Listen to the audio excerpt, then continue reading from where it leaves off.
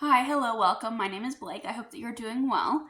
Today, I was planning on doing a very different video. I was going to do a book review, but I just got back from vacation yesterday and I'm still very tired from my vacation. And honestly, I haven't finished the book yet. So I don't know that it would be a good idea to rush the book to make the review. Like, I don't want to do that, and I don't want to rush my thoughts. I really like to think about things before filming a review. And yeah, I mean, it would be hard to review a book I haven't read.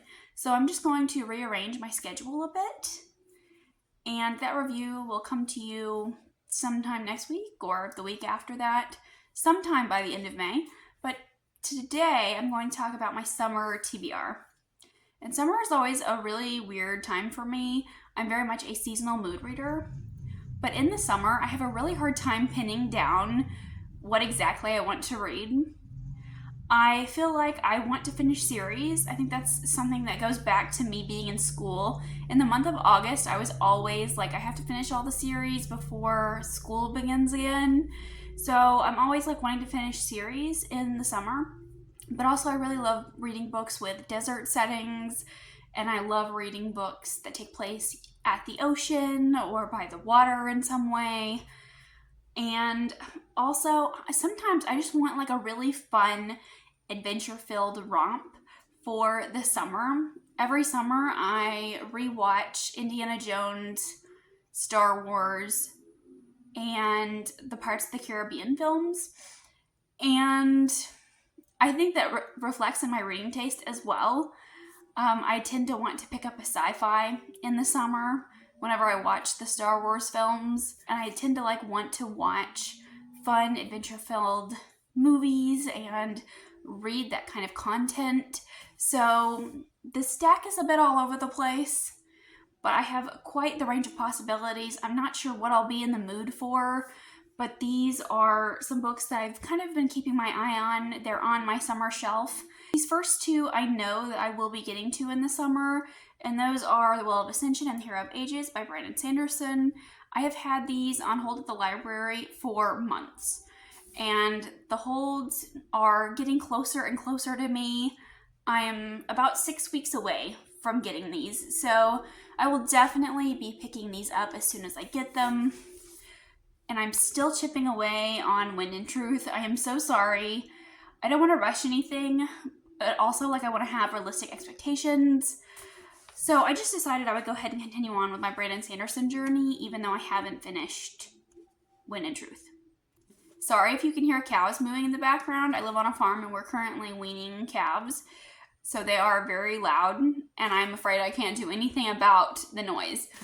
But the next book I have is Blade Breaker by Victoria Aveyard. This is part of the Realm Breaker series. This is the second book.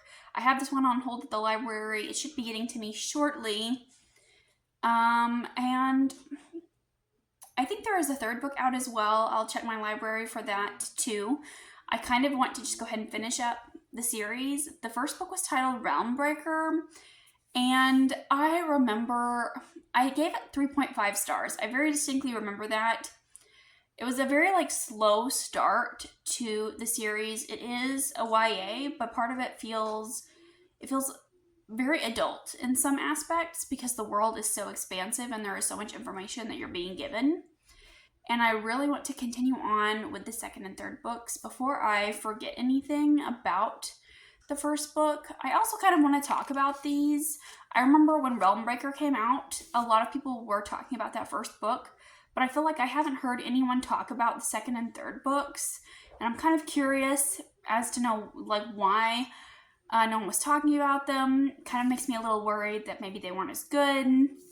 So, and since I had mixed feelings about the first book, since I gave it the 3.5, I really want to make sure that I enjoy these. I hope I do, because I thought that first book had a lot of promise and a lot of potential.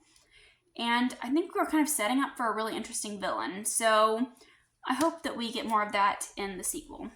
Speaking of fun, adventure-filled stories, next up I have Four Ruined Realms. And the third one is coming out in July. And I think the third one is the finale.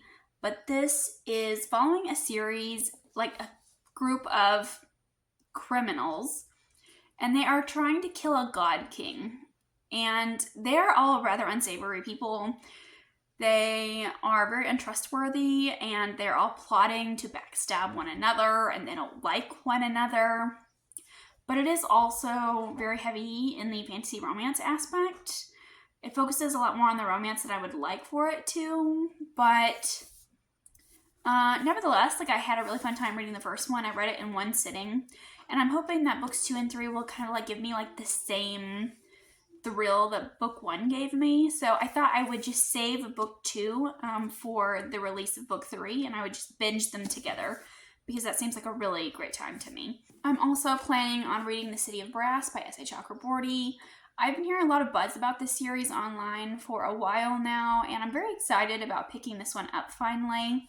I don't know why it took me so long. I've been really looking forward to it. It's been on my summer shelf for years, and I've never picked it up. So I think it's finally time. I've been hearing a lot of really great things about it. I think I'm really going to enjoy it. But for some reason, I just keep passing over it, but not this time. I'm dedicated to picking this one up. I think this will be the first one I pick up on this list probably. And here I have another desert book. I have Race the Sands by Sarah Beth Durst. And I really like Sarah Beth Durst. I think that she has a really great writing style. I just fall right into her books.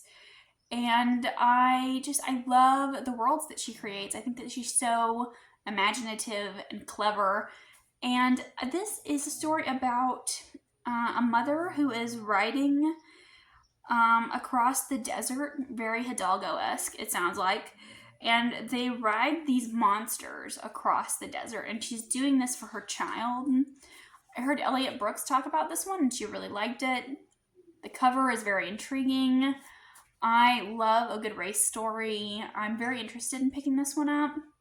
And this is another one that I've had on my shelf for a really long time, and I think it's finally time to get to it. And I have another Sarah Beth Durst book here as well, The Deepest Blue. This is a standalone in the Queens of Renthia series.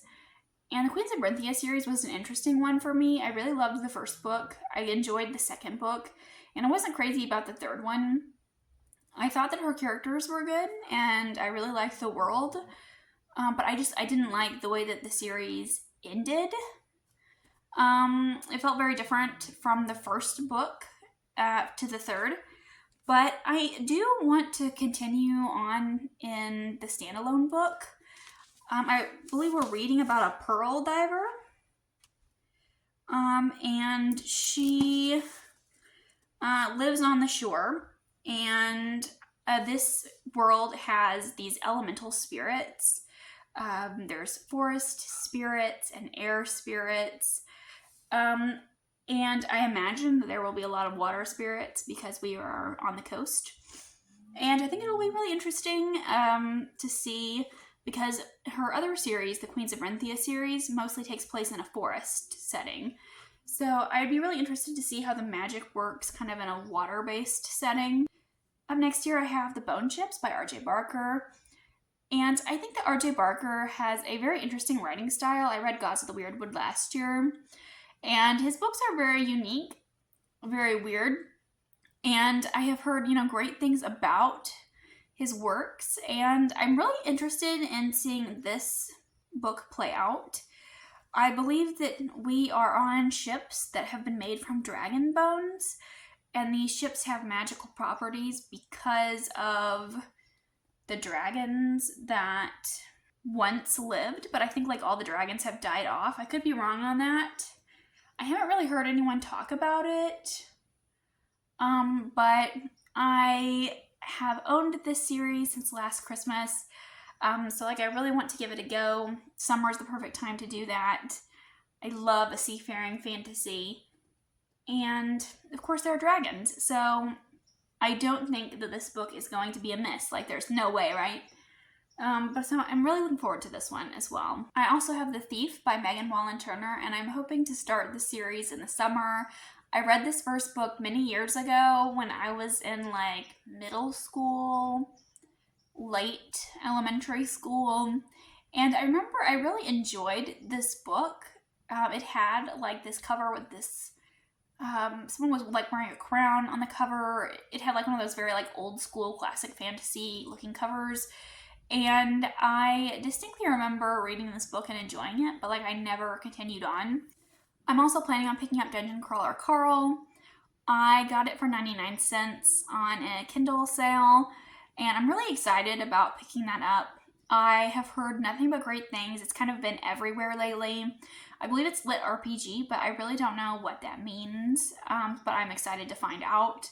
I've heard that it's very humorous, and of course, I've heard an awful lot about Princess Donut, and I do love a cat companion, so I'll be excited to see where that story goes. And I'm also really interested in reading the Aurora series by Jay Kristoff and Amy Kaufman. I believe that it's following a crew of teenagers in space. I've been seeing people talking about it a lot lately online, so I wanted to give that one a try as well. And I think that's going to feel like the fun sci-fi adventure story that I want. I'm also planning on picking up Project Hail Mary. I'm planning on reading that for my IRL book club. And I'm also planning on including that in a video that is kind of a special project that I'm going to be doing. I don't want to say anything more about it right now, just yet. So those are all the books I'm planning to read this summer. Those are my options, I guess, the possibilities. Let me know if you've read any of these. Let me know what you're planning to read this summer because I would love to know. Thank you so much for watching, and I'll see you again with another video soon.